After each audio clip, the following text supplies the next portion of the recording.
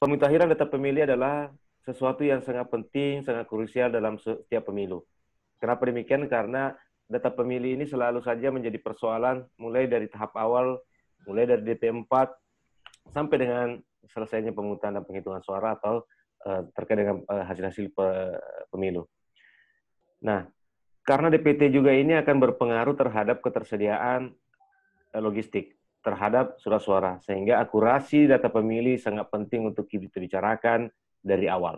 Nah, lebih lanjut, ini ada beberapa ketentuan perundang-undangan, saya tidak perlu menjelaskan secara detail satu persatu. Saya langsung ke PKPU nomor 19 dan PKPU nomor 6. Sahabat-sahabat sekalian, seperti kita pahami bahwa PKPU nomor 6 itu sudah terbit. Nah, ini adalah PKPU, kalau boleh saya katakan, adalah PKPU sapu jagat yang mengatur semua tahapan. Tidak terkonsentrasi kepada suatu tahapan tertentu. Dan perlu diingat bahwa PKPU nomor 6 ini tidak mencabut PKPU tahapan yang lain, seperti halnya PKPU nomor 19 itu tetap berlaku.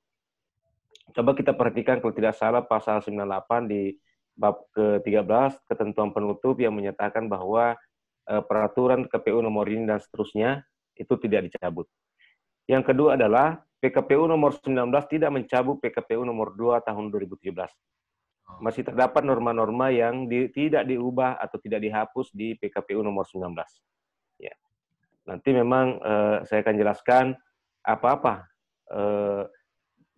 atau peraturan-peraturan apa saja yang berubah di sana ya. Lanjut. Elemen data pemilih. Yang pertama adalah akurat. Apa yang dimaksud dengan akurat adalah tidak ada kesalahan keterangan dalam penulisan data. Elemen-elemen data, nama, misalnya nama saya Ambriadi. Kalau ditulis Ambriani atau Ambriadi, nah itu kan keliru. NIK 001 tertulis 002. Itu harus karena itu akan berpengaruh nanti ketika kita akan mendeteksi kegandaan. Boleh saja satu orang punya nama yang sama, tetapi dari sisi NIK pasti tidak sama. Ya. Elemen dalam NIK itu, teman-teman sekalian, itu mulai dari kode Provinsi 73, ya, kode kabupaten, dan kode kecamatan. Setelah itu, kode tanggal, bulan, dan tahun kelahiran, dan nomor urut berdasarkan komputerisasi. Kalau satu orang yang lahir dalam hari yang sama dengan nama yang sama, misalnya Labedu, lahir di tanggal 8 Oktober tahun 72, ya. Kemudian ada juga namanya Labedu yang satu lahir di tanggal itu, maka yang di wilayah kecamatan yang sama, maka yang membedakan hanyalah 001, 002. Elemen di depannya sama semua. Maka penting bagi kita untuk menelisik dan meneliti akurasi dari ketepatan penulisan itu. Kemudian mutakhir. Mutakhir ya namanya mutakhir yang paling akhir, paling update. Kalau tidak mutakhir, ya tidak update. Pertanyaan kita, apakah DP4 itu update? Saya bisa menjawab bahwa itu tidak update. 20 Januari diserahkan kepada KPU. Dalam proses itu ada proses yang namanya penundaan sampai hari ini. Pemilih baru sudah diserahkan, tetapi masih ada pemilih yang meninggal yang tidak terupdate. Tugas kemudian adalah KPU untuk memutakhirkan melalui coklit atau kalau calon persorangan ya disebut sebagai verfak untuk memfaktualkan, meneliti, mencocokkan kebenarannya. Kemudian komprehensif, artinya tidak ada satupun pemilih yang memenuhi syarat tidak terakomodir, sebaliknya tidak ada satupun pemilih yang tidak memenuhi syarat terakomodir dalam daftar pemilih itu. Transparan, saya ingin jelaskan dalam terkait dengan transparan ini. Pertanyaannya muncul adalah, loh kenapa KPU ketika mengumumkan DPS, mengumumkan DPT, atau memberikan kepada pihak lain, itu mesti menutup beberapa angka atau nomor di NIK, atau saya katakan, kenapa bukan NIK utuh? Itu kan juga bentuk transparansi kalau dia buka. Tetapi untuk hal itu tentu diatur oleh ketentuan-ketentuan lain. Ada Mas, PP gimana nomor sih Mas? 40, Ini Bluetooth. ya, ada PP nomor 40, ada Permendagri 102, kemudian Undang-Undang tentang informasi publik. Ada informasi yang dikecualikan dan ada informasi yang bisa terbuka kepada publik. Terkait dengan ini, NIK itu daftar pemilih itu mengandung informasi pribadi. Baru-baru kita dengar KPU digugat karena dianggap membocorkan data DPT. Akhirnya KPU juga sudah mengklarifikasi ternyata kebocoran itu bukan sumbernya dari KPU. Maka disinilah kemudian ada ketegasan dari KPU untuk menjalankan perintah undang-undang secara tegas. Nah, selanjutnya sebelum masuk ke situ, ke materi yang sesungguhnya, saya ingin menjelaskan juga kenapa mesti kita juga mendapatkan NIK tidak utuh. Nah, dalam kaitan itu, Bawaslu RI sudah menginstruksikan atau menyampaikan kepada kita, dalam proses coklit atau pemutaran data pemilih, teman-teman sekalian, kita tidak fokus pada datanya. Kita tidak fokus pada datanya, tetapi kita fokus pada temuan lapangan. Karena kita tidak akan memperoleh AKWK. Nah, lalu kapan kita menganalisa? Ya, analisanya itu kita menunggu DPS dan DPT. Dari DPS yang diserahkan kepada pengawas, disitulah kemudian kita akan menganalisa mana yang ganda, mana yang sudah meninggal, dan seterusnya. Lalu kemudian, apa fungsi kita dalam proses coklit sebelum muncul sampai DPS? Ya, melakukan advokasi, menelusuri, mengidentifikasi pemilih-pemilih yang sesungguhnya sudah memenuhi syarat, namun belum tercatat mungkin di AKWK, atau sebaliknya ada pemilih yang sudah tidak memenuhi syarat. Lalu kita advokasi ke penyelenggara teknis. Lanjut, ini tahapan-tahapannya saya tidak akan menjelaskan lagi satu-satu secara rinci. Yang pasti bahwa proses coklit itu dilaksanakan pada tanggal 15 Juli sampai dengan 13 Agustus. Sahabat-sahabat sekalian, potensi pelanggaran dalam pengawasan pemutahiran dan penyusunan daftar pemilih, ini hal klasik. Ini persoalan yang selalu muncul dari pemilu ke pemilu. Yang pertama adalah soal pemilih ganda. Baik ganda identik maupun ganda tidak identik, baik ganda dalam satu TPS maupun ganda di antara TPS dalam wilayah desa kelurahan maupun antar kecamatan dan seterusnya. Kemudian pemilih meninggal dunia. Tadi ada postingan ketika Verfak, teman-teman melakukan akurasi data itu sampai kemudian mengunjungi kuburan ya, bukan untuk syarat tetapi untuk memastikan bahwa yang bersangkutan memang sudah meninggal. Nah, oleh karena itu memang banyak langkah yang harus kita lakukan, kita harus kreatif di soal ini karena bagi penduduk atau pemilih yang sudah meninggal dunia itu kan tidak ada datanya yang secara pasti. Orang juga mengurus akte kematian itu ketika ada kepentingannya untuk menerima warisan, ya rata-rata sih untuk ataukah yang meninggal itu PNS untuk mengurus pensiunnya dan seterusnya. Selain itu rata-rata masyarakat tidak akan melaporkan anggota keluarganya yang meninggal dunia. Apalagi yang sudah meninggal tidak mungkin akan melaporkan. Kemudian pemilih belum berusia 17 tahun. Saya ingin sedikit mempertegas di sini. Bagi pemilih yang belum berumur 17 tahun tetapi sudah atau pernah menikah. Jadi kelima atau pernah menikah. Artinya sudah menikah dalam proses ikatan pernikahan, proses berumah tangga. Pernah menikah, bisa jadi dia sudah bercerai, apakah cerai mati atau cerai hidup. Menurut ketentuan KPU nomor 19 dan buku panduan, itu mesti dibuktikan dengan akte pernikahan. Bagaimana kalau tidak ada akte pernikahan? Itu yang menjadi problem.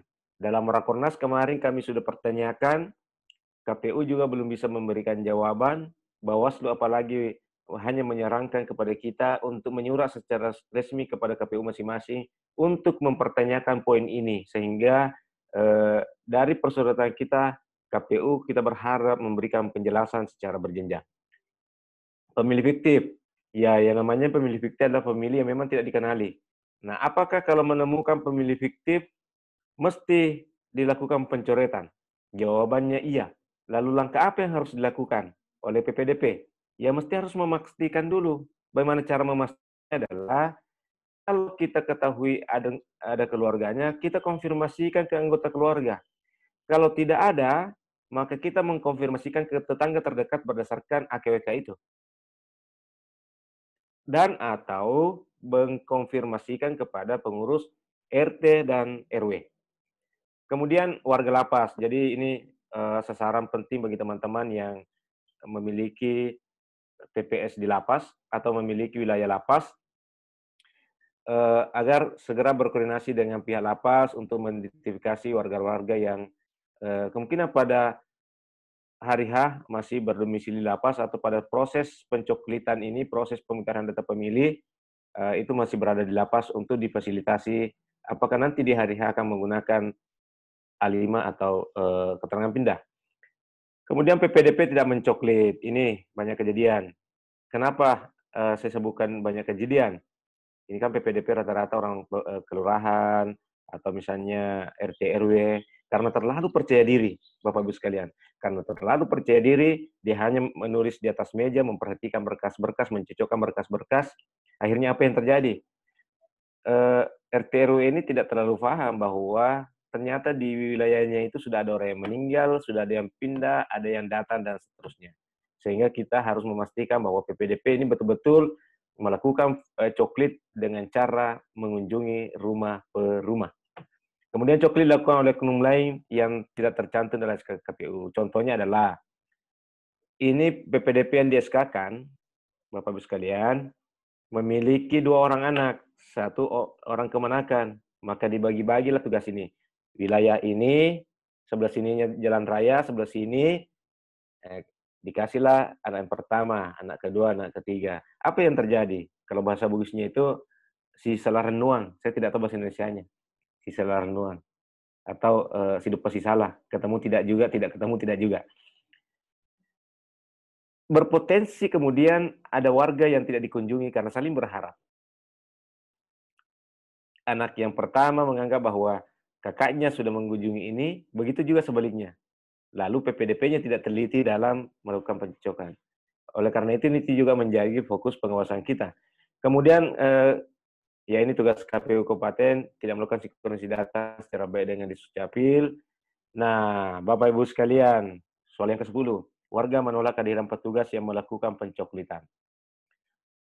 Ya, kalau sebelumnya ada di beberapa daerah itu karena alasan politik. Orang tidak mau menggunakan tidak mau dicoklit karena alasan politik. Tetapi dalam kondisi pandemi hari ini, saya kira kemungkinan ini bisa muncul. Berbeda halnya, teman-teman sekalian, kemarin kita melakukan Verfak. Verfak itu sudah di-backup dengan aturan, kalau tidak salah, 481 atau 418 itu yang menyebutkan bahwa boleh difasilitasi melalui video call. Nah, untuk regulasi terkait dengan coklit itu tidak ada. Sehingga apa yang harus dilakukan, saudara-saudara sekalian? Yang pertama adalah PPDP dibantu pengawas kecamatan mesti meyakinkan pemilih atau melakukan upaya-upaya pendekatan agar pemilih ini mau. Kalau dia tidak mau, maka dimanfaatkanlah posisi dari RT RW untuk melakukan pencoklitan.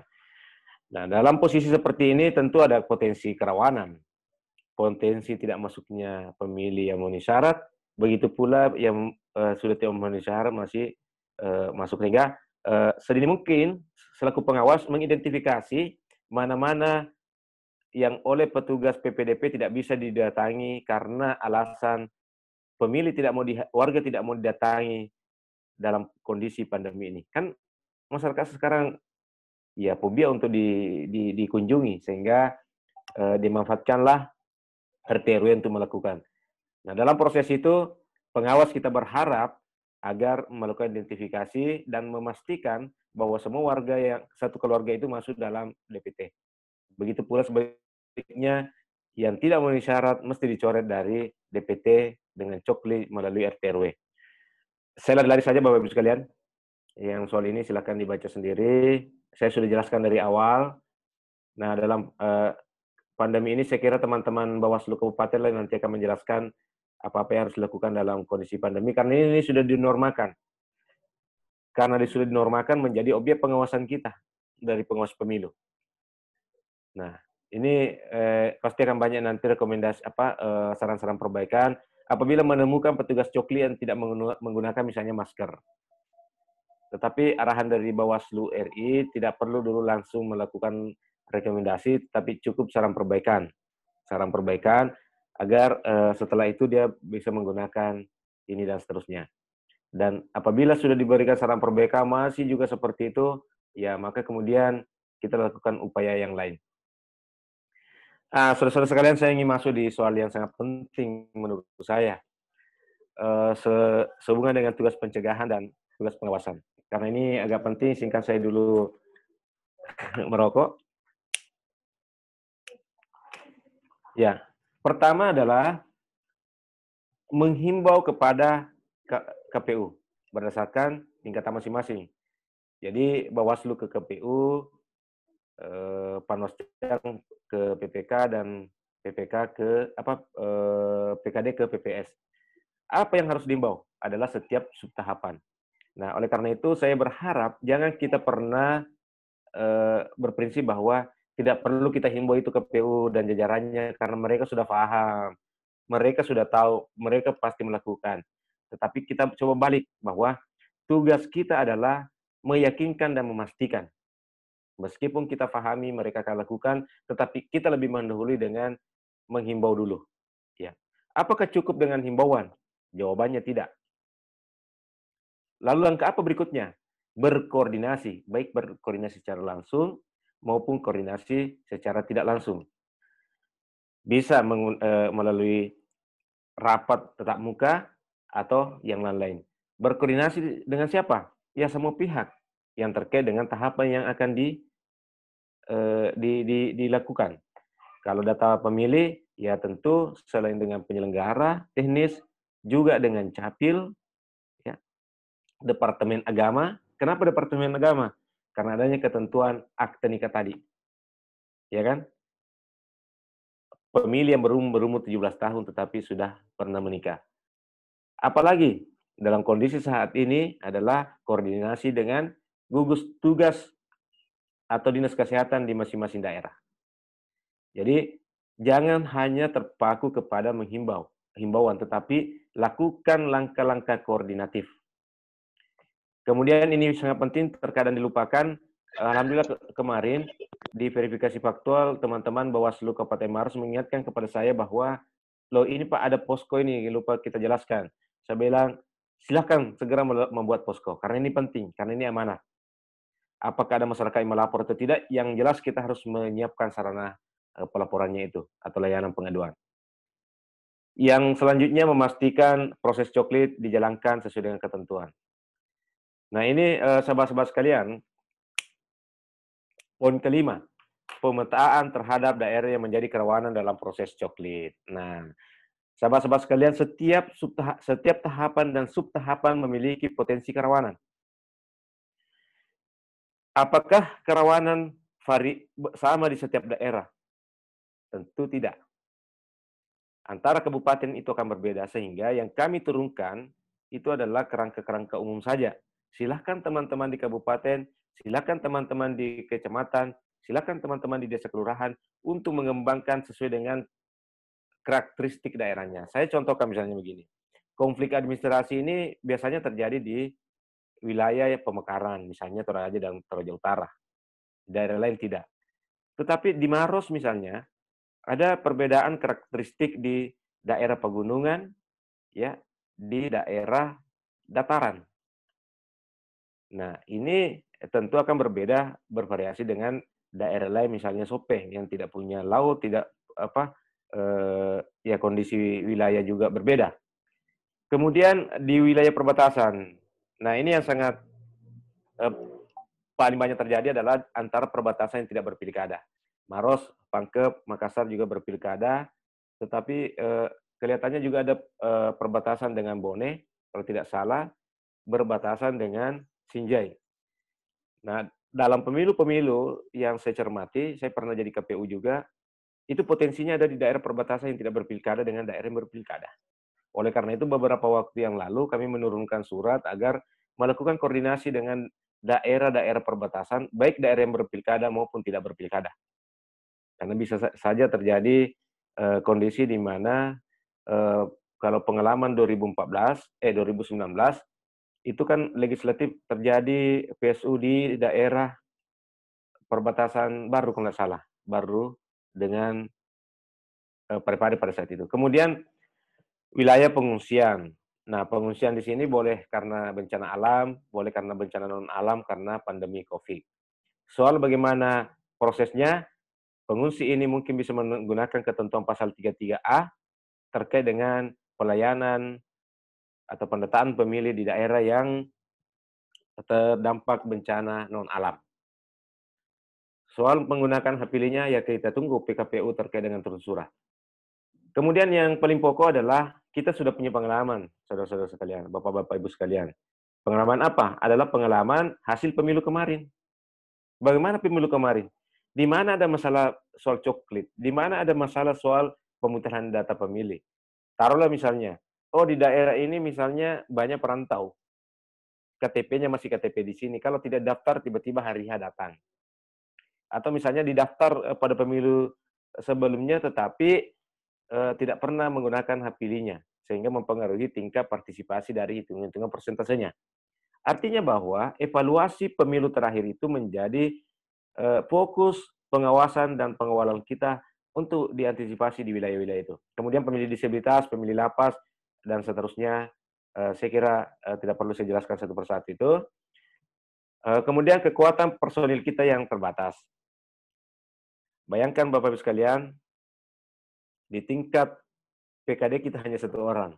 Sementara di tingkat desa, kelurahan, PPS berjumlah 3 orang, belum lagi dibantu oleh sekretariat, belum lagi dibantu oleh PPDP setiap TPS. Nah, apa yang harus kita lakukan? Yang pertama adalah dapat mengikutsertakan personil Panwas Kecamatan untuk membackup atau untuk membantu. Yang kedua adalah lakukan sampling secara purposif. Apa itu sampling purposif?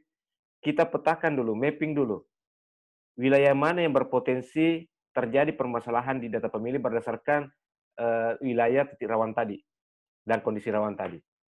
Yang kedua adalah melakukan model audit.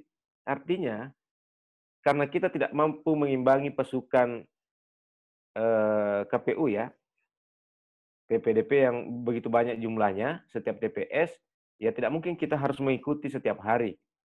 Kalau mereka bersamaan turun kan tidak memungkinkan untuk itu. Sehingga lakukan audit. Audit itu adalah setelah PPDP melakukan coklit, barulah kemudian PKD mengunjungi rumah secara sampling untuk mempertegas dan menanyakan apakah petugas coklit sudah mendatangi rumah tersebut, apakah ada anggota keluarga yang tidak tercatatkan, atau adakah pemilih yang sudah tidak memenuhi syarat tetapi kemudian dicoklit atau tidak dicoret oleh PPDP. Itu langkah-langkah yang harus kita lakukan untuk menyiasati keterbatasan personil kita. Yang selanjutnya adalah ini DPK. Harus kita pastikan, terutama di kabupaten, karena DPK ini kan ada di dalam kotak. Ya mudah-mudahan sudah dibuka kotaknya, maka DPK itu harus ditambahkan dari pemilu terakhir untuk masuk dalam formulir model A KWK.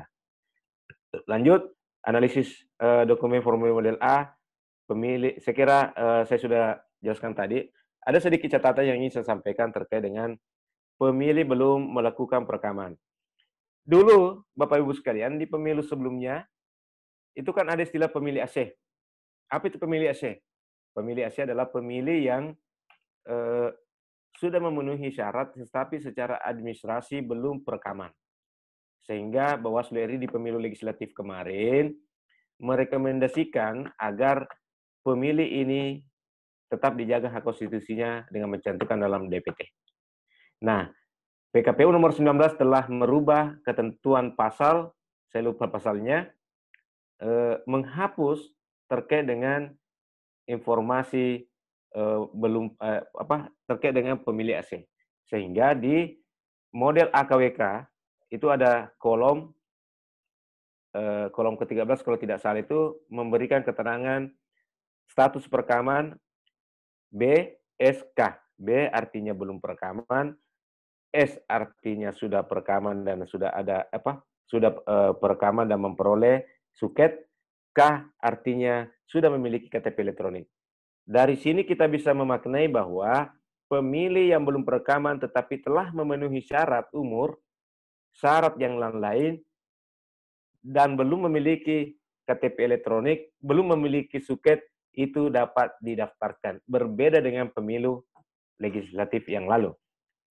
Kemudian pemilih AKWK bermasalah dengan tidak cocok KTP, segera ini yang penting juga dalam penyusunan formulir AKWK agar pemilih diberikan akses tidak jauh dari tempat tinggalnya. Kemudian pemilih ganda identik. Saya lari-lari saja Bapak Ibu sekalian di soal ini PPDP. Untuk memastikan ini silahkan dibaca-baca saja. Nah, ini langkah strategi PKD dalam pengawasan coklit, mendatangi rumah ke rumah, serta meminta menunjukkan bukti identitas EKTP atau KK. Nah, kalau kita perhatikan buku panduan PPDP, di sini bukan kalimat atau, tetapi kalimat dan, EKTP atau KK. Saya sudah mengkonfirmasi, ternyata boleh salah satunya. Kemudian stiker. Nah, ini catatan bagaimana kalau ada masyarakat yang tidak mau ditempeli stiker? Kan ada begitu. Apakah karena rumahnya nanti kotor, sampai kemudian menolak untuk ditempeli stiker. Apa yang harus dilakukan oleh pengawas dalam menghadapi kondisi seperti itu? Saya hanya ingin memberikan arahan bahwa sepanjang bukan PPDP yang tidak mau menempeli, itu saya kira tidak jadi masalah. Kalau warga rumahnya pemilik rumah yang tidak mau, ya mesti dilakukan pendekatan dulu.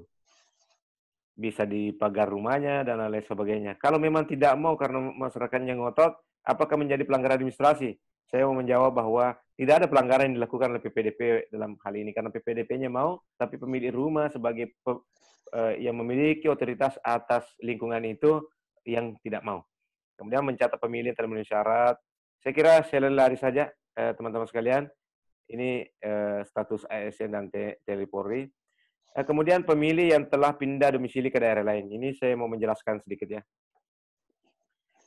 Bagaimana kalau ada pemilih yang berpindah domisili ke tempat lain yang sifatnya sementara waktu. Misalnya bekerja atau bertugas di tempat lain, sekolah atau pendidikan, dan seterusnya.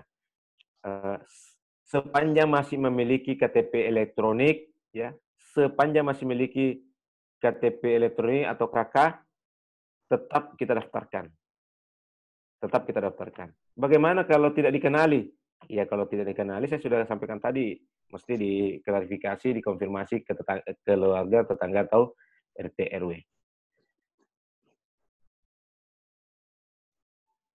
Oke, saya lari-lari saja di sini, saya kira tidak. Nah, terakhir teman-teman sekalian, dalam melakukan pengawasan tahapan pemutakhiran daftar pemilih, jangan pernah lupa mahkota pengawasan kita yaitu formulir model A. Nah, oleh karena itu, karena ini terkadang ada sifatnya cepat, maka meskipun ada daring, saya berharap teman-teman di PKD membekali diri dengan print out format formulir model A sehingga kejadian lapangan mudah dicatatkan. Kemudian mengisi alat kerja pengawasan sebagai pedoman pelaksanaan pengawasan. Teman-teman sekalian, tidak menutup kemungkinan dalam melakukan proses pengawasan coklit, Anda harus mengeluarkan yang namanya saran perbaikan. Apa itu saran perbaikan? Adalah menyampaikan sesuatu yang kita anggap bahwa ini bertentangan dengan prosedur. Kalau kemudian ditindaklanjuti, maka selesai persoalannya. Tetapi kalau tidak ditindaklanjuti, maka jadikan temuan untuk dilakukan kajian. Kalau dia pelanggaran administrasi, lakukan rekomendasi. Kalau pidana, ya teruskan ke Gakumdu untuk diproses. Saya kira itu barangkali terkait dengan saran perbaikan, mesti sebetulnya dibintekan juga BB ini bagaimana model saran perbaikan. Karena saran perbaikan itu ada lisan, ada tertulis. Saran perbaikan itu ada yang terkait dengan sebuah pelanggaran administrasi, ada yang tidak. Saya mau contohkan seperti ini. Verva kemarin, kita diarahkan untuk membuat saran perbaikan terhadap pemilih yang tidak menandatangani BA5 KWK. Apa itu pelanggaran? Saya jawab, bukan pelanggaran. Tidak ada yang dilanggar KPU di situ. Tidak ada yang dilanggar perjanjian teknis karena memang frasanya dalam pasal 23 ayat 4A menyebutkan dinyatakan MS, kurang lebih seperti itu ya. Dinyatakan MS apabila dia tidak mau bertentangan kecuali ada kesaksian tertulis. Nah, kesaksian tertulis ini sudah dijawab dengan Surat Edaran 370. Nah, ini bukan sebuah bentuk pelanggaran, tetapi tadi malam saya dikirimi oleh Pak Ghazali salah satu contoh tindak lanjut dilakukan oleh PPK, dan itu yang kita harapkan. Sahabat-sahabat sekalian, sedikit terkait dengan pemahaman teknis kita ada beberapa perubahan-perubahan. Coba kita perhatikan, saya tidak sempat catatkan di sini, soal pengistilahan. Sekarang ini tidak ada lagi DPK. Berbeda dengan Undang-Undang Pemilu, Undang-Undang Nomor 7. Nah, pertanyaannya kemudian, bagaimana dengan pemilih yang memiliki KTP elektronik tetapi tidak terdaftar dalam DPT? Apakah tidak dapat menggunakan haknya? Jawabnya ada, tetapi istilahnya berubah. Bukan lagi DPK, tetapi DPTB. Kalau kemarin DPTB itu adalah pemilih pindahan. Lalu pemilih pindahan di Undang-Undang Nomor 10 tahun 2016 ini menjadi DPPH, daftar pemilih pindahan yang menggunakan A5 itu. Jadi hanya soal istilah saja lah gitu. Kemudian tidak sedang terganggu jiwanya, pasal 5 ayat 2 sudah dihapus. Jadi orang gila itu kalau tidak gila permanen, tidak terganggu jiwanya, itu masih dapat diakomodir, dan itu ada catatan-catatan di kolom 14 kalau nggak salah di AKWK. Nah, ini yang saya masukkan tadi soal status perekaman. Nah, kalau ini Bapak Ibu sekalian, ini menjadi 500 dengan RDP kemarin dalam kondisi pandemi, kemudian tidak menggabungkan pemilih dari kelurahan atau nama lain yang berbeda pada TPS yang sama. Ini ada tambahan ayat A1, tidak memisahkan pemilih dalam satu RT RW pada TPS yang berbeda. Jadi kalau dia satu RW mesti satu TPS. Tidak memisahkan pemilih dalam satu keluarga pada TPS. Ini yang sering terjadi. 5 anggota keluarga, 1 di TPS 5, 1 di TPS 3, 1 di TPS 4, 1 di TPS 10. Nah, berdasarkan amanah ini, itu mesti disatukan dalam satu TPS. Saya kira itu saja mungkin yang dapat saya sampaikan pada kesempatan hari ini. Ini silakan dibaca-baca sendiri, terlalu panjang juga penjelasan saya, terlalu bosan. Karena saya ini begini Bapak Ibu sekalian, prinsipnya saya itu kalau diceramai terlalu banyak sudah bosan, sudah mengomel. Tetapi kalau saya berbicara, kalau tidak diingatkan, kadang juga lupa. Oleh karena itu, izinkan saya bersama rakyat awasi pemilu, bersama Bawaslu tegakkan keadilan pemilu. Terima kasih. Kalau ada kopi, silakan dinikmati sendiri di rumahnya. Billahi taufiq wal hidayah. Assalamualaikum warahmatullahi wabarakatuh. Waalaikumsalam warahmatullahi wabarakatuh. Terima kasih banyak Bapak Pimpinan atas kesempatannya untuk memaparkan terkait dengan bagaimana pengawasan teknis untuk di pemutakhiran data pemilih di subtahapan coklit ini. Ada beberapa catatan yang sempat kami garis bawahi di sini, misalnya bahwa kita di Bawaslu ini tidak mendapatkan formulir AKWK untuk coklit ini. Jadi kita tidak berbasis data, tapi kita fokus kita itu adalah pengawasan kita di lapangan. Jadi bagaimana kemudian teman-teman mengatur strategi di lapangan untuk bagaimana menemukan potensi-potensi kerawanan yang ada yang kira-kira terkait dengan hak pemilih di situ. Kemudian fungsi pengawasan kita di Bawaslu adalah terkait advokasi terhadap data pemilih yang kira-kira MS dan tidak MS dan TMS di situ. Kemudian ada juga DPK, kemudian KTP atau KK itu bisa dijadikan sebagai bahan di e-coklit. Beda dengan Verpak kemarin, Verpak itu khusus untuk KTP saja atau suket. Kemudian juga terkait saran perbaikan, ini juga yang kami tekankan juga kemarin kepada jajaran pengawas kami untuk mencatatkan seluruh saran-saran perbaikan yang ada di Verpa kemarin, termasuk di pelanggaran APD misalnya, termasuk juga kira-kira pelanggaran tata cara, mekanisme yang kira-kira dianggap kecil dan sebagainya, itu kami juga masukkan saran perbaikan supaya nantinya ini menjadi bukti bahwa kita ini melakukan pengawasan. Dan saya kira kepada teman-teman Panwascam, kalau ada hal yang ingin didiskusikan terkait dengan teknis pengawasan coklit ini, bisa kita diskusikan bersama Bapak Pimpinan. Saya persilakan mungkin sesi pertama kepada 3 orang dulu. Kalau ada silakan langsung saja di unmute.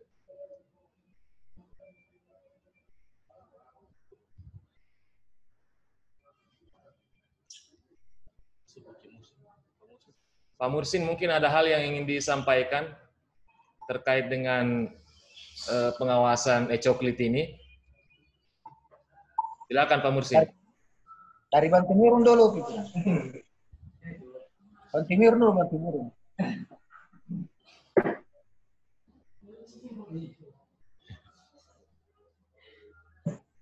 Silakan Pak Mursin. Bantimurun dulu, Bantimurun, Pak. Belum. Oh, belum siap Pak Mursin. Yang lain mungkin ada yang ingin disampaikan atau ada yang ditanyakan yang belum jelas terkait dengan pengawasan di e-coklit ini. Saya kira ini kesempatan buat kita semua, mumpung pimpinan hadir bersama kita, karena saya kira pengawasan coklit ini tentu butuh fokus yang lebih besar lagi dibandingkan dengan Verpa kemarin. Kalau Verpa ini kan 25.000, kalau ini ya seluruh data pemilih. Itu kita lakukan pengawasan tentu dengan sampling juga seperti yang kemarin. Iya, lebih kencang ini. Lebih kencang ya. Cuma yang bedanya tidak ada BA5 KBK. Iya. Wah, ini terkali nih. Assalamualaikum warahmatullahi wabarakatuh. Warahmatullahi wabarakatuh. Turikale sudah buka mic, silakan. Mungkin Turikale kalau ini ada yang ingin disampaikan, silakan. Oh iya, makasih pimpinan. Assalamualaikum warahmatullahi wabarakatuh. Saya hanya ingin menanyakan kembali ini terkait kemarin diskusi teman-teman PPKD. Ini kan tadi mungkin saya kurang mendengar begitu jelas karena ada tulisannya sini bandwidth is low. Maksudnya mungkin jaringan internetnya kurang bagus, jadi agak terpatah-patah tadi suaranya. Terkait dengan jumlah orang yang akan diawasi, ini pendapat diskusi kemarin dari PPKD. Bagaimana teknik mengawasinya dan terkait soal ini kan kadang kita butuh data hasil pengawasan atau hasil pencoklitan teman-teman PPDP di lapangan itu yang lumayan banyak. Kalau di Turikale sekitar 20, di salah satu kelurahan itu ada sekitar 20-an. Sedangkan sendiri di situ PKD pimpinan. Alkernya juga lumayan banyak saya lihat, cuman ini terkait permintaan data. Kadang di kesempatan yang lain, mungkin di kecamatan lain juga ada mengalami kendala yang sama terkait kadang tidak dikasih data ketika PPKD tersebut itu tidak mengawasi atau tidak mendampingi petugas PPS. Kalau yang kemarin contoh di Fairfax, ada salah satu PPS umpamanya tidak dampingi itu, kemudian PPS itu olah-olah kasih ogah-ogah kasih data gitu terkait dengan hasil Fairfax-nya yang kemarin. Nah, ketakutannya itu juga kemudian terjadi di pada saat pencoklitan ini. Ini bukan hanya sekedar sumpama persoalan data yang begitu detail, tapi untuk memastikan itu, karena di salah satu PPKD kami, Pak Pimpinan, ada yang bergeser maksudnya di sini ada kelurahan kemarin itu yang kondisinya kosong. Jadi kita mengambil PPKD tersebut itu dari kelurahan sebelah, kelurahan yang terdekat dari kelurahan tersebut. Ini artinya penguasaan soal lokasi atau wilayah di kelurahan tersebut itu kurang begitu dipahami atau kurang kenal lah soal wilayahnya. Ini yang menjadi kendala mungkin ketika mereka mau apa ceritanya.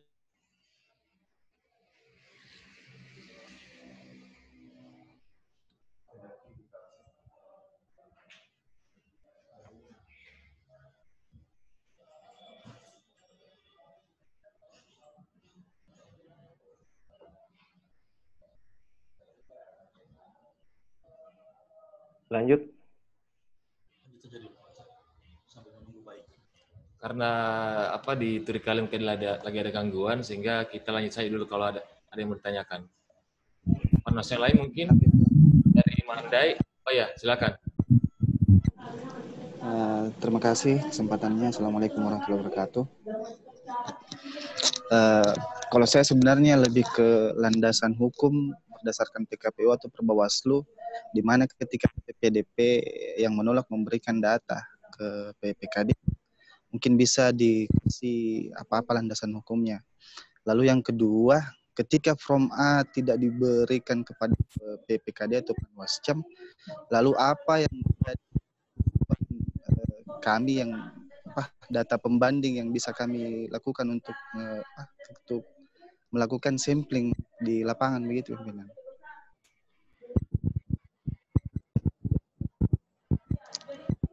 Mungkin itu dua dari saya, pimpinan. Terima kasih. Kami tangkap substansi pertanyaannya.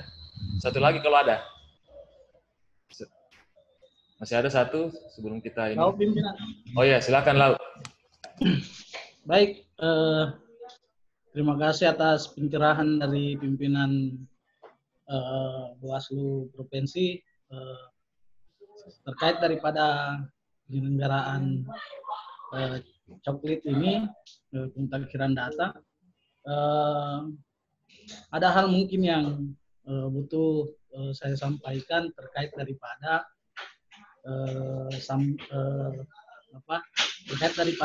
apa sebenarnya yang dipertanyakan oleh teman di Turikale, sama halnya dengan kami di Lau. Ada 2 kelurahan yang memiliki porsi jumlah PPDP yang lumayan jauh dibanding kelurahan desa yang lainnya. Perbandingannya jumlahnya sekitar 21 untuk kelurahan Alepulia dan 17 untuk kelurahan Macinipaji. Menurut hemat kami bahwa melihat yang satu PPDK berbanding dengan 3 PPS itu cukup merepotkan kinerja pengawasan dari PPDP. Meskipun alhamdulillah berjalan dengan bagus, koordinasinya baik, sehingga pengalaman koordinasi yang baik itu akan melahirkan kesesuaian data antara di tingkat Panwascam dengan PPK. Namun saya khawatir dengan kondisi yang ketika PPDP itu sudah berbanding dengan jumlah PPDK yang berbanding jumlah dengan PPDP yang jumlahnya luar biasa, 1:21 dan 1:17. Nah, dari metode yang digunakan kemarin kan kita gunakan metode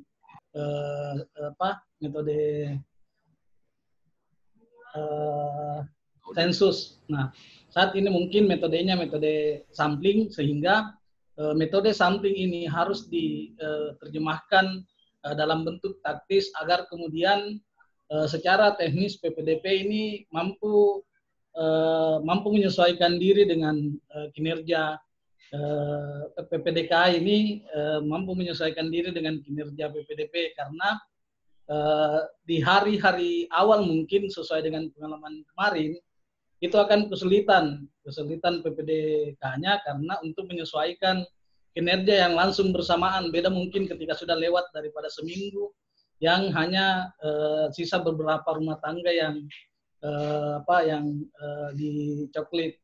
Nah, saya rasa penting untuk membuat sebuah gagasan teknis terkait daripada melihat perbandingan ini yang menurut saya itu jauh perbandingannya. Nah, kemudian bahwa pada saat verifikasi faktual yang menggunakan metode sensus, kita cukup repot dalam menyesuaikan data di Bainem. Nah, meskipun pada kemarin selesainya masa verifikasi faktual sudah sesuai data di PPK dan Panwasjam, namun saya khawatir ketika menggunakan metode Bainem pada saat di verifikasi coklit, karena saya bisa bayangkan berapa data input yang masuk per harinya ketika 21 PPDP yang jalan ini jalan secara bersamaan, lalu kemudian juga oleh satu PPDK yang fokus kepada Bainem apabila alat kerjanya itu fokus kepada Bainem seperti alat kerja kemarin. Saya terus terang belum lihat alat kerjanya, karena di bagian PHL mungkin sudah dapat, cuman PHL belum sempat gabung saya karena ada pengawasan lain. Tapi yang saya mau sampaikan bahwa alangkah baiknya kalau selain pada fokus pada titik-titik fokus pengawasan yang sudah disampaikan tadi oleh pimpinan Bawaslu Sulawesi Selatan, alangkah baiknya juga kalaupun nanti kita harus fokus di Bainem, sebaiknya nanti pas proses beberapa hari sebelum rekap lah, karena saya bisa bayangkan repotnya PPDK ketika juga alat kerja yang dibebankan kepada PPDK itu juga Bainem, karena harus ada input yang masuk pada 21 misalnya PPDP ini tentang Bainem yang hasil coklit daripada PPDP. Jadi mungkin itu gambaran pertama terkait daripada pentingnya kita membuat rencana taktis terkait permasalahan ketidakberimbangan ini. Kemudian yang kedua, kita punya pengalaman di pemutakhiran data yang repot itu di wilayah pesisir. Ini mungkin sama kasusnya dengan kawan-kawan di Bontoa pesisir, bahwa di sana ada masyarakat yang cenderung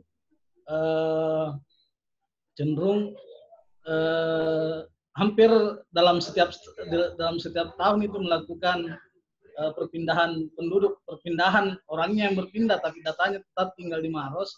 Ini perpindahannya biasanya ke Kalimantan, yang biasanya 6 bulan tinggal di Maros, kemudian 6 bulan di Kalimantan dengan kesibukan kerja misalnya. Dan ini yang banyak itu adalah di wilayah pesisir, utamanya yang bagi pelaut. Nah, biasanya kalau dalam proses coklit ini sekelompok masyarakat tersebut itu kadang jarang kena coklit, sehingga repotnya nanti pada saat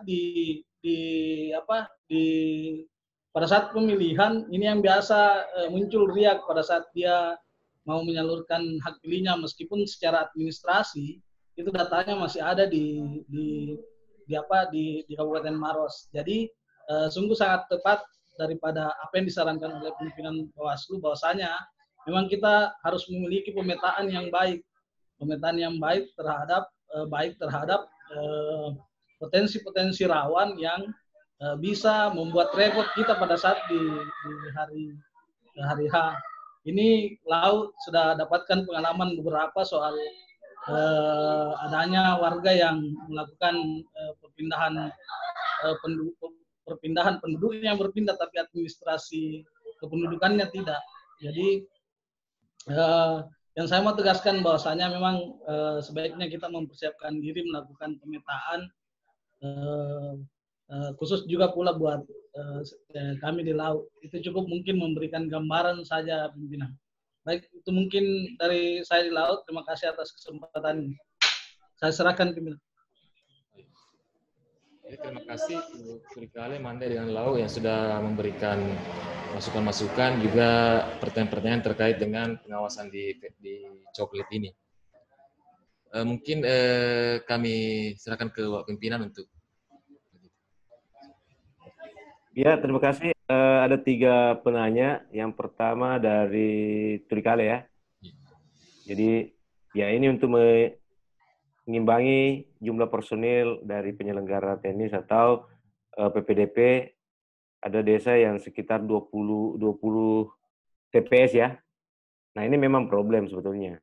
Oleh karena itu saya kira tadi saya sudah menjelaskan sedikit, lakukanlah dulu pemetaan, lihat daerah yang dianggap rawan terkait dengan coklit atau pemetaan data pemilih di pemilu terakhir kemarin. Kita kan sudah bisa memilah-milah itu. Oh daerah ini dulu bermasalah, maka fokuskanlah di wilayah itu dengan sampling proportif ini. Yang kedua adalah tentu memang kita tidak bisa menjangkau keseluruhan, sehingga temuan-temuan terkait dengan potensi pelanggaran tentu juga tidak bisa kita jangkau semua. Oleh karena itu penting bagi kita untuk ya ini pengawasan partisipatif, meminta masukan kepada masyarakat, kemudian membuka posko pengaduan di masing-masing desa kelurahan. Ya selanjutnya adalah bagaimana teman-teman sekalian bisa melakukan audit setelah PPDP melakukan pencoklitan. Caranya ada beberapa macam. Misalnya gini, kita sampling ini dalam rangka audit. Oh ini sudah ditempel stiker. Ya, coba-coba kita singgah untuk menanyai apakah ada anggota keluarga yang memenuhi syarat tetapi belum terakomodir. Apakah ada anggota keluarga yang sudah tidak memenuhi syarat, misalnya meninggal, berubah status TNI Polri, masih tercatat di sana. Itu yang menjadi objek-objek pengawasan kita. Lalu bisa mempertanyakan bagaimana mekanisme coklit dilakukan di sini. Nah, metode coklit yang dilakukan saat ini adalah kunjungan rumah ke rumah, dan disarankan hanya sampai di teras atau di halaman rumah warga, tidak masuk ke dalam. Kalaupun terpaksa masuk ke dalam, tidak terlalu lama. Kalaupun terpaksa. Ya, kemudian soal dari Mandai tadi landasan hukum data pembanding. Jadi memang kalau kita perhatikan PKPU tidak ada satupun pasal yang menyebutkan bahwa KPU menyerahkan formulir model AKWK atau hasil sinkronisasi kepada Bawaslu dan jajarannya. Sebetulnya alur penyerahan data itu mulai dari Kementerian Dalam Negeri, kemudian ke KPU, KPU menyerahkan kepada Bawaslu, dan itu sudah dilakukan. Hanya saja memang DP4 yang diserahkan ke Bawaslu itu kan agak terlambat, sehingga proses unggah datanya atau uploadnya itu membutuhkan waktu yang cukup lama. Nah, di beberapa daerah sebetulnya meskipun ada larangan dari Bawaslu KPU RI untuk memberikan data ini karena berisi informasi data pribadi, teman-teman juga bisa berkreasi bagaimana mengupayakan itu. Kalau toh tidak bisa mendapatkan itu, maka saya kira ini teman-teman kan pernah menjadi penyelenggara di pemilu sebelumnya. Bisa saja data pembanding DPT terakhir itu bisa menjadi data pembanding kita, ya, bisa menjadi data pembanding kita. Oleh karena tadi saya juga sudah sampaikan bahwa kita di proses coklit ini sebelum memasuki masa DPS, itu kita lakukan yang namanya advokasi, mengidentifikasi warga-warga mana saja yang menurut pandangan kita berdasarkan pemilu terakhir ada namanya tetapi berpotensi kemudian tidak masuk, atau belum ada namanya tetapi berpotensi menjadi pemilih baru, apakah pemilih pemula ataukah pemilih yang berubah status, termasuk pemilih yang tidak memenuhi syarat. Advokasi itu kemudian disampaikan kepada penyelenggara tenis melalui saran perbaikan untuk diakomodir. Nah, sehubungan dengan hal ini, dalam proses coklit kita tidak fokus kepada datanya untuk menyiasati itu, tetapi kita fokus pada temuan-temuan lapangan kita. Kapan analisis datanya? Ya, salah satu temuan Bawaslu itu kan melalui analisis ketika sudah keluar DPS. DPS ini menurut ketentuan PKPU akan diberikan berupa file Excel ya, CSV ke Bawaslu. Maka dalam posisi itulah kemudian kita punya data pembanding untuk menganalisis proses-proses ini. Jadi pemutahiran data pemilih ini kan paling panjang sebetulnya prosesnya. Coklit, rekap PPS, rekap kecamatan, kemudian DPS diumumkan, kemudian muncul DPS hasil perbaikan sebelum masuk ke DPT dan seterusnya. Nah, mudah-mudahan DPT ini tidak berubah-ubah lagi, sehingga proses untuk mengadvokasi pemilih-pemilih atau mengecek pemilihan invalid, ya sering juga orang sebut sebagai data anomali. Sering sebut dengar ya, anomali. Ya, kalau di kampus saya di Sopeng ini biasa disebut anomali. Ya. Nah, disitulah proses-proses sesungguhnya yang kita lakukan. Kemudian akses data. Karena PKPU tidak memberikan ruang terhadap itu, apakah kita bisa mendokumentasikan di lapangan? Bagi saya sebetulnya tugas pengawasan untuk meyakinkan pengawas itu sendiri, ya soal dokumentasi itu mesti diberikan. Tetapi begini teman-teman sekalian, besok itu sengaja saya undang KPU Provinsi Sulawesi Selatan, Dukcapil, dan gugus tugas untuk rapat bersama besok di kantor untuk membahas beberapa hal yang terkait dengan potensi-potensi masalah yang bisa terjadi termasuk akses data ini. Nah, oleh karena itu masukan-masukan dari sahabat-sahabat sekalian, informasi dari sahabat sekalian, saya coba akan menyampaikan secara langsung kepada KPU Provinsi bagaimana model dokumentasi yang dapat kita berikan. Kalau sekedar memfoto saja dan lain sebagainya baru tidak diberikan itu kan juga keterlaluan.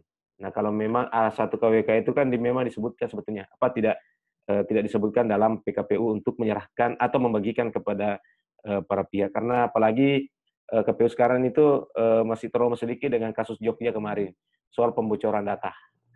Ya, bayangkan Bapak Ibu sekalian kalau terjadi pembocoran data yang sifatnya data pribadi itu dampaknya luar biasa.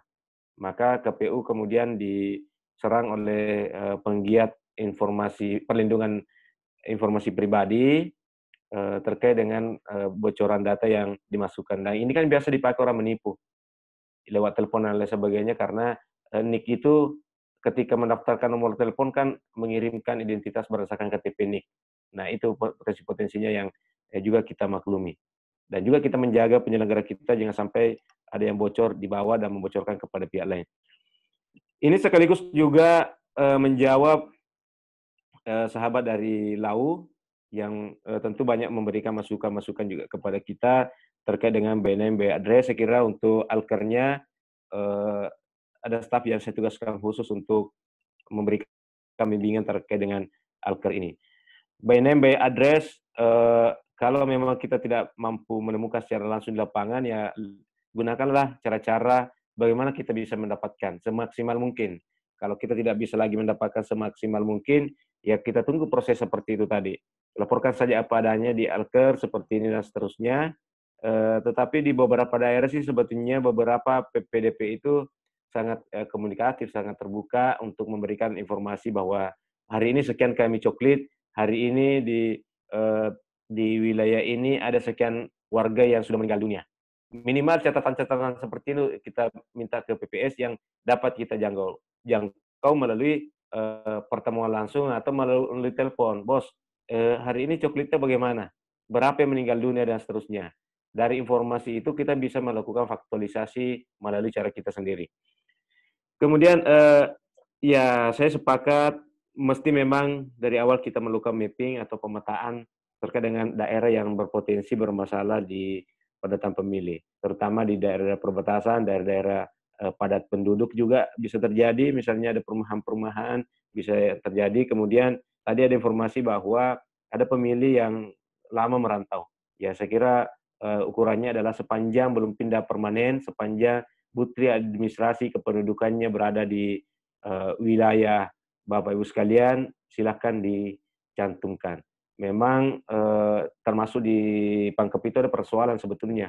Ketika masyarakatnya memang orangnya tidak bisa dicoklit. Nah, disitulah fungsi koordinasi dengan RT RW.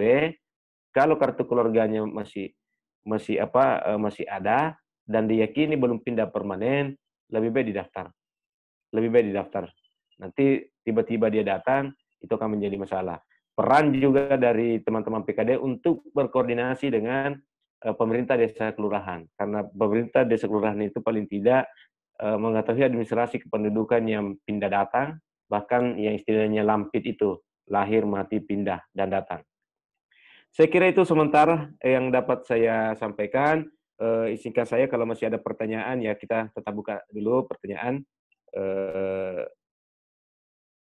Ya, masih ada waktu lah. Oke, saya kembalikan ke Pak Ghazali. Terima kasih pimpinan atas penjelasannya. Saya kira memang sangat penting ini apa tadi yang disampaikan oleh Bapak Pimpinan terkait dengan bagaimana kita memetakan potensi kerawanan yang di Maros. Karena kita ini kan ada beberapa wilayah geografis kita, ada yang pegunungan, ada juga yang pesisir, perbatasan juga ada beberapa kabupaten berbatasan dengan kita, termasuk ada yang berpilkada, ada yang tidak berpilkada. Sehingga memang kita perlu secara cermat memetakan potensi-potensi kerawanan tersebut. Apalagi memang kita turun pengawasan ini tidak berbasis data, tidak ada, Ya. Karena memang itu sebagai informasi, karena saya juga tadi mencoba berkoordinasi dengan KPU divisi datanya, apakah bisa? Ternyata memang belum ada izin, jadi tidak berani KWKI. Jadi memang benar tadi yang dikatakan pimpinan, kita perlu melakukan pemetaan yang baik. Dan saya kira kalau masih ada dari teman-teman yang ingin berdiskusi, menanyakan terkait dengan teknis-teknis pengawasan kita, atau ada masukan-masukan, silakan kami buka 3 lagi. Bapak pimpinan masih punya kesempatan untuk berdiskusi bersama kita. Oh ya, ini juga Pak Kifli. Selamat datang Pak Kifli. Kifli siapa ini? Pak Kifli. Kifli. Pak TA Bawaslu Provinsi. Oh, Kifli.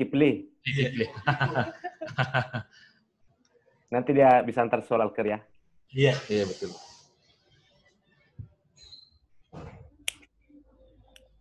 Dia di dulu tim sekarang. Sudah tiba dulu tim kayak. Ya, termasuk juga mungkin ini pimpinan terkait dengan data ini. Ya.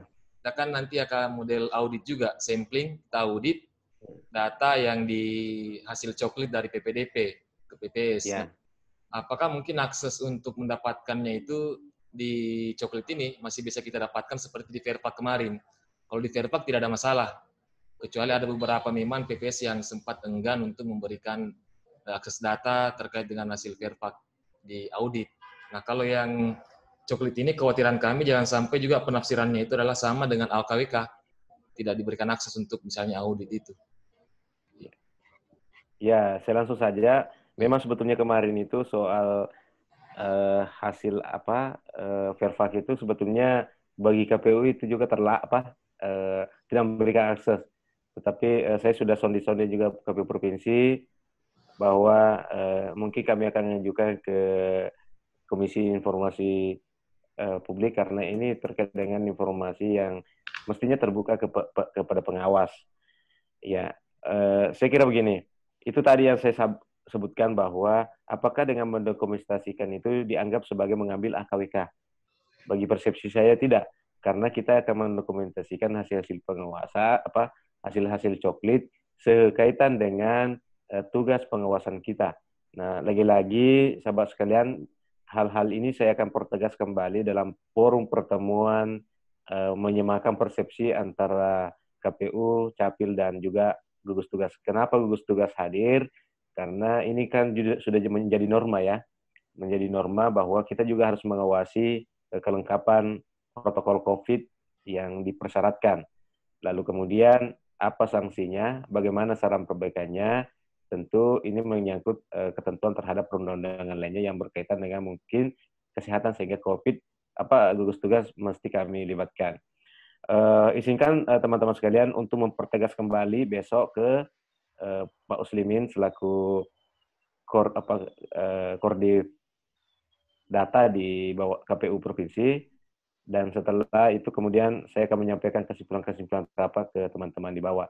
Yang pasti saya akan memperjuangkan, meminta agar dibukakan akses untuk mendokumentasikan sebagai bentuk laporan hasil pengawasan kita, bukan mengambil AKWK. Ya. Saya kira kemarin di Verpak juga kan sempat agak tegang-tegangan, terutama sekali di Selayar. Bahkan Selayar itu ketua KPU-nya mengontak ke saya, tapi saya menjawab bahwa oke, silakan lakukan itu, saya tidak bisa paksakan, tetapi juga kami ada mekanisme lain untuk meyakinkan saudara untuk mengambil kalau Anda tidak lakukan hal seperti itu. Akhirnya saya kira diam-diam sekarang sudah tidak ada masalah, kelihatannya sudah terbuka mereka juga. Kalau Maros kan dari awal agak terbuka di soal itu. Ya. Saya kira itu mungkin besok saya akan sampaikan di forum itu, karena memang tujuan forum ini adalah untuk menyamakan persepsi. Kalau soal teknis sebetulnya sudah sama. Bagaimana ketika ada orang yang tidak mau didatangi soal coklit, persepsinya hampir sama. Bagaimana ketika misalnya akte nikah itu tidak bisa ditampilkan, KPU pun belum bisa menjawab alasannya, sementara disusun regulasi dan dibahas soal itu. Ya. Oleh karena itu saya kira soal di lapangan ini yang sering terjadi, sering muncul miss antara kita. Di satu sisi kita dituntut untuk melakukan pengawasan maksimal, di satu sisi ada ketertutupan dari sisi pemberian akses data. Nah, seharusnya ketika ada KWK ini mempermudah teman-teman melakukan coklit. Nah, sehingga tapi tidak menutup kemungkinan. Jadi coklit ini di alat kerja itu memang hanya sebenarnya agak enak ketika mendeteksi memperoleh data akta nikah. Tapi kalau tidak ada, ya kita fokus terhadap teman-teman yang ada di lapangan. Nah, terkait dengan langkah-langkah pencegahan, gini, sebelum dilakukan coklit, mungkin Bawaslu Kabupaten, Panwas Kecamatan ya melakukan koordinasi secara cepat ke PPK, PPS terkait jadwalnya dulu. Nah, ini yang berat adalah karena personil PPDK sedikit, sedangkan PPDP agak banyak, sehingga perlu jadwal, Pak. Perlu jadwal. Jadi kita koordinasi ke PPS, PPDK koordinasi terkait jadwalnya.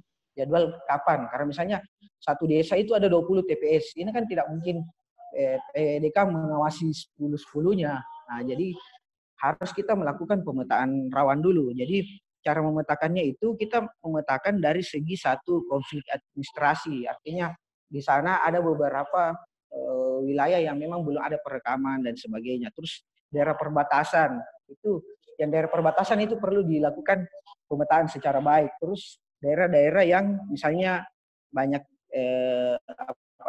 yang sudah terkontaminasi COVID-19. Jadi teman-teman ketika mau melakukan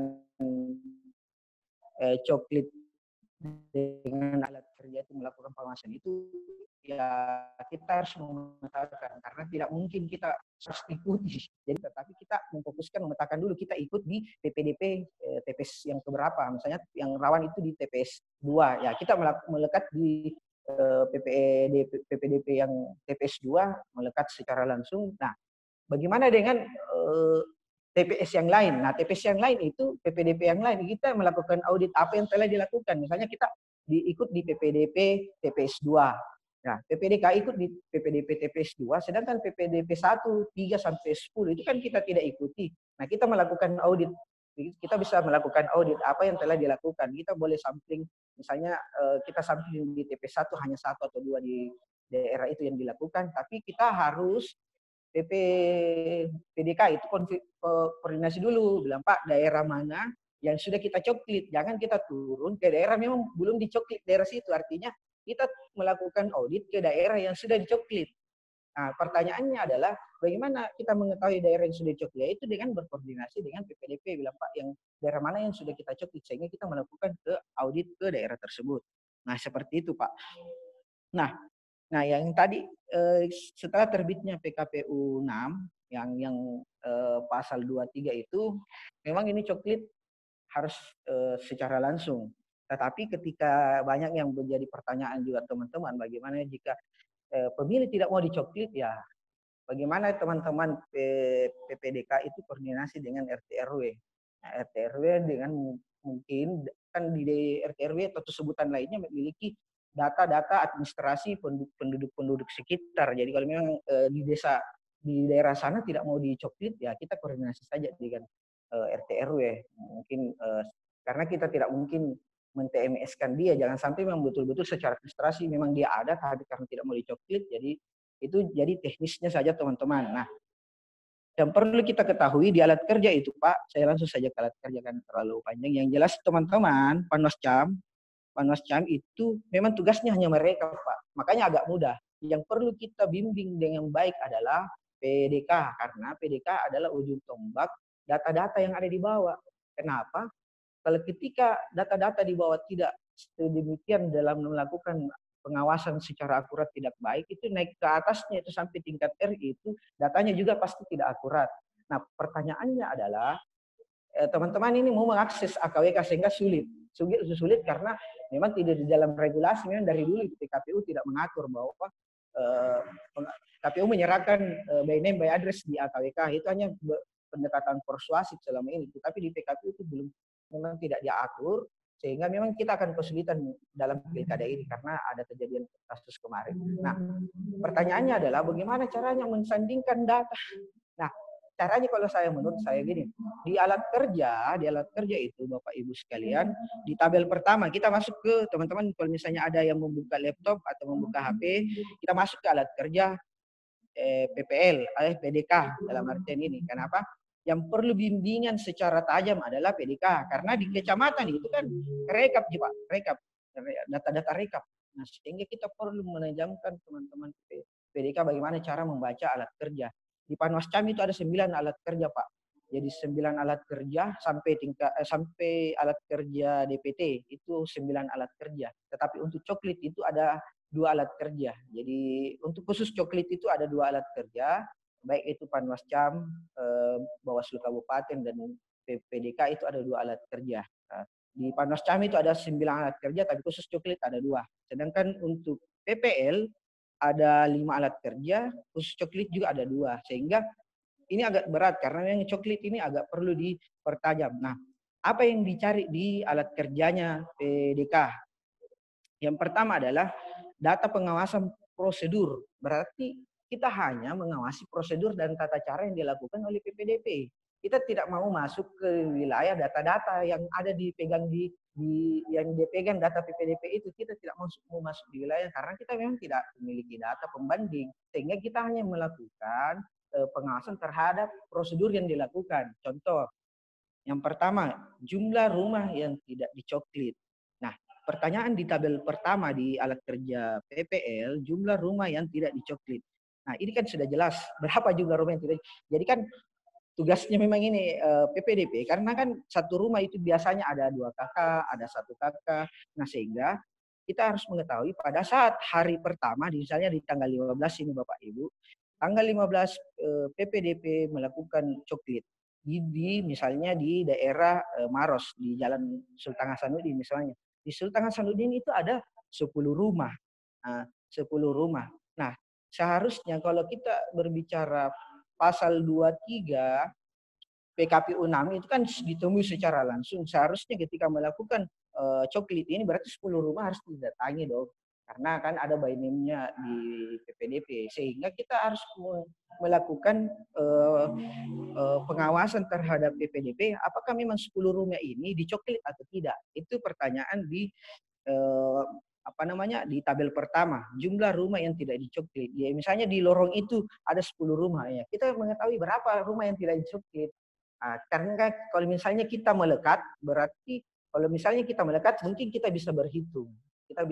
Bagaimana dengan PPDP yang lainnya yang tidak bisa kita melekat? Ya kita melakukan audit saja. Jadi kita melakukan audit dengan dasar kita mendapatkan informasi dari PPDP. Bila misalnya di jalan ini saya baru-baru dari jalan sekian sudah melakukan coklit. Nah, ketika teman-teman PPDK telah melekat dengan TPS yang satu, terus mau bergeser, anggaplah sudah selesai di TPS 1, terus mau bergeser ke daerah wilayah di TPS 2, itu hanya dengan cara kita mengaudit, misalnya ada 10 rumah itu, ya paling kita melakukan sampel ya 2 atau 3 dari 10 rumah di daerah TPS tersebut. Ya seperti itu. Nah, kan di alat kerja ini nomor TPS misalnya kan di desa A, PPDK desa A itu misalnya ada 10 TPS di sana. Memang agak berat di sini, tapi kan kita hanya melakukan metode audit sehingga ini akan agak memudahkan karena memang agak berat karena dari kalau versus ini kita dikalah oleh KPU. Tetapi karena dengan metode audit sampel itu kita dapat memetakan secara baik sehingga kita tidak akan repot dalam melakukan pengawasan. Nah, jadi jumlah rumah yang tidak dicoklit. Nah, biasanya juga ada ini pertanyaan di tabel pertama ini, jumlah rumah yang dicoklit tapi tidak ditempel.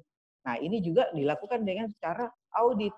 Jadi misalnya 10 rumah yang tadi katanya bilang saya sudah dari lorong A. Dari lorong A itu ada 10 rumah misalnya.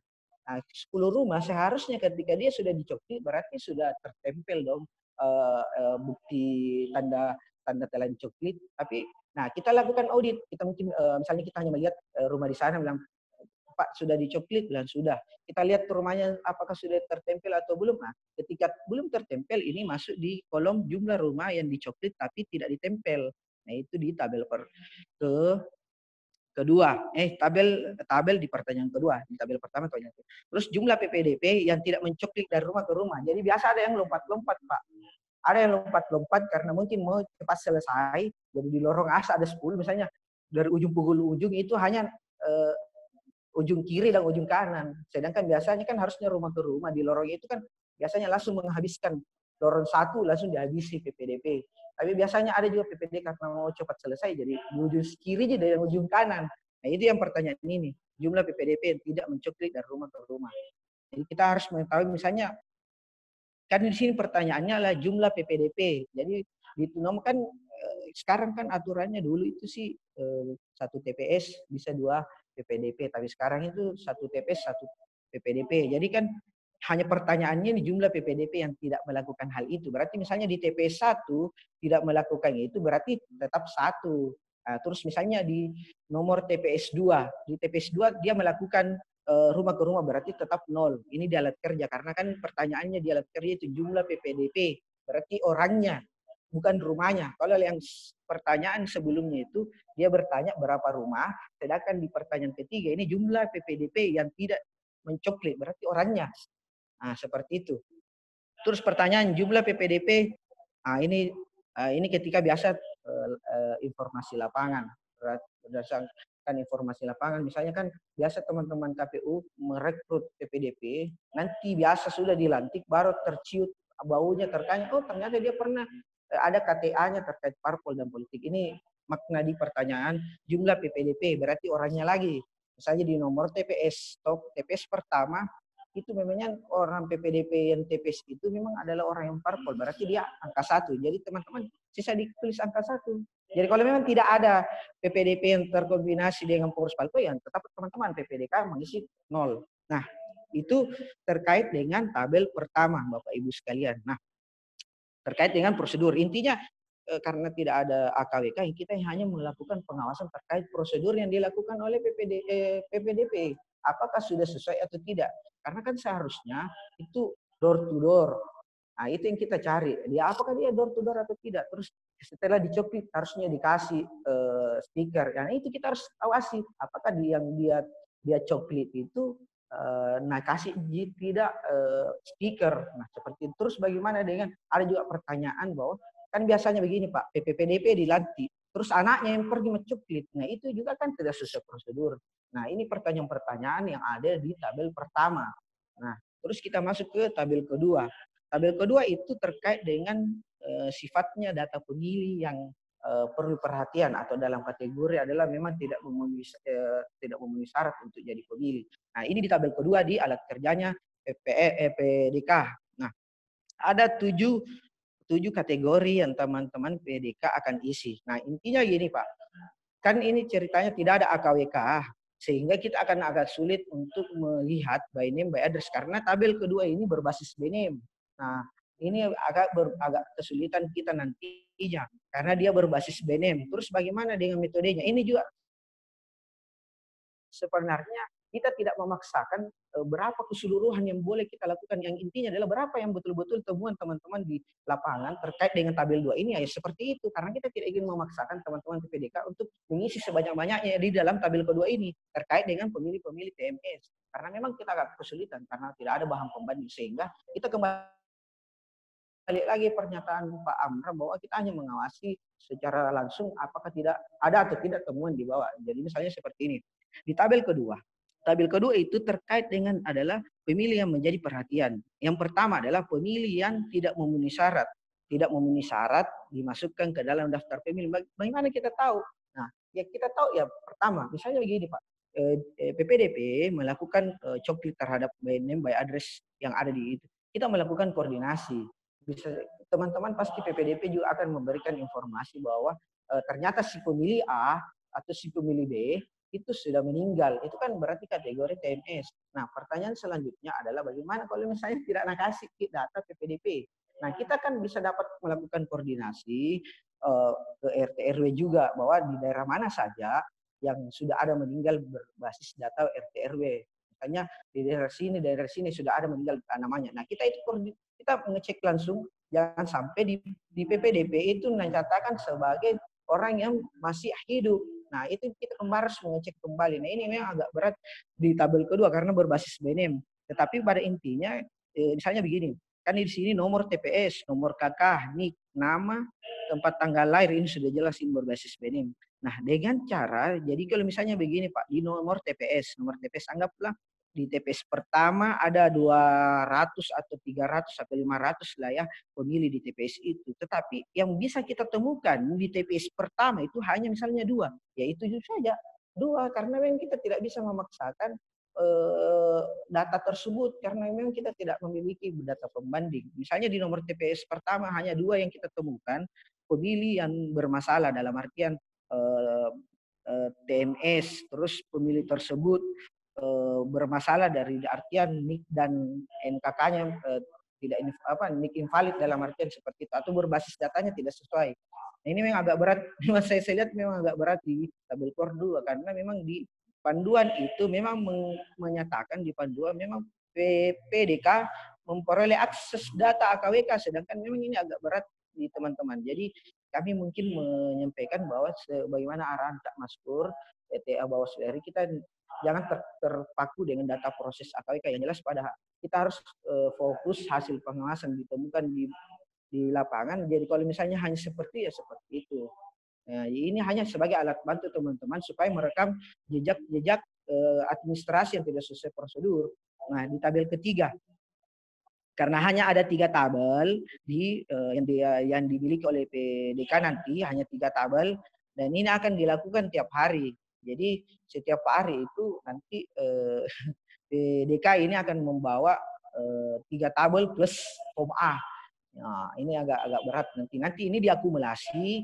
Kan biasanya dulu itu Pak, Bapak Ibu sekalian, dulu di pemilihan gubernur itu setiap 10 hari PPDP melaporkan hasil ke PPS. Sedangkan di buku kerja sekarang PPDP itu hanya tidak ada membahas terkait 10 hari atau kapan dia melaporkan laporan hasil coklitnya. Tetapi kita tetap fokus bahwa 3 tabel yang dilakukan nanti ini PPDK yang dibuat nanti itu ada 3 tabel Bapak Ibu sekalian, ada 3 tabel. Nah, ini akan dilakukan tiap hari diakumulasi, nanti diakumulasi di ujung. Jadi di tabel ketiga saya akan menjelaskan dulu ke tabel ketiga sebelum masuk ke persoalan bagaimana tata cara pelaporannya ke tingkatan di atasnya. Nah, di tabel ketiga ini sebenarnya dia rekap sebenarnya ini rekap secara keseluruhan bahwa jumlah pemilih di setiap TPS, misalnya PPDK sudah tahu di TPS pertama itu ada sekitar 520 lah ya, 420 karena boleh melebihi 500, 420 pemilih di TPS tersebut. Terus pertanyaan kedua, jumlah pemilih yang belum dicoklit. Ini kan jadi kalau misalnya hasil temuan teman-teman dari berdasarkan nomor TPS 1 itu hanya didapat pemilih yang belum dicoklit hanya 2, ya hanya 2 yang kita masukkan ke dalam laporan tersebut. Jadi ini memang agak tidak memaksakan karena memang jumlah personil di bawah itu agak kurang. Jadi yang pada intinya adalah misalnya jumlah pemilih yang belum dicoklit. Nah, hanya 2 yang kita temukan. Ya 2 enggak apa masalah. Terus jumlah pemilih yang tidak memenuhi syarat, misalnya yang kita temukan tidak memenuhi syarat hanya 5, seperti itu. Dan seterusnya. Terus jumlah pemilih belum memiliki EKTP. Nah, misalnya yang kita temukan berdasarkan lapangan hanya 5, ya hanya 5.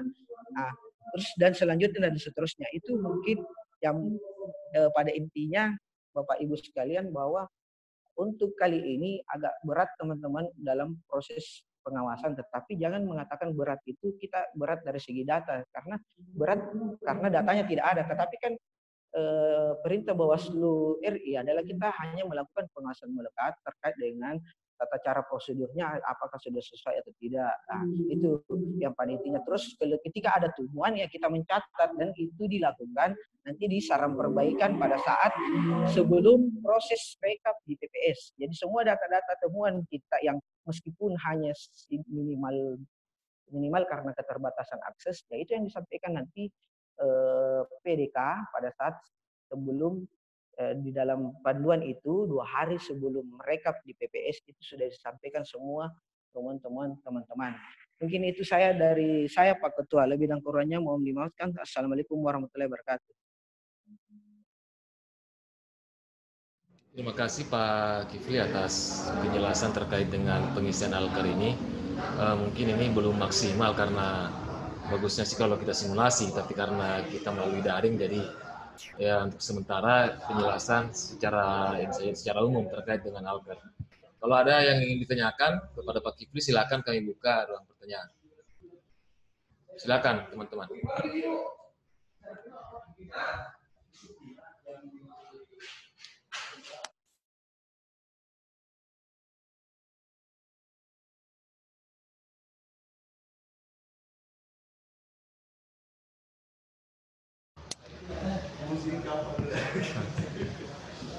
Teman-teman sudah memahami kira-kira tadi apa penjelasan terkait dengan Alker ini yang ada 3 tabel ini untuk teman-teman PKD? Apakah sudah dipahami tabel per tabelnya ini terkait dengan tata cara pengisiannya? Ataukah masih bingung atau bagaimana ini? Kalau masih bingung silakan ditanyakan kepada Pak Kifli, mungkin beliau ada di sini. Ya, kalau bingung langsung, kalau kita tuntaskan memang supaya enggak terlalu berat nanti pada saat menjelaskan ke teman-teman di bawah. Seperti itu. Mungkin nanti simulasinya itu akan kita laksanakan itu 1-2 hari ini terkait dengan Alker ini.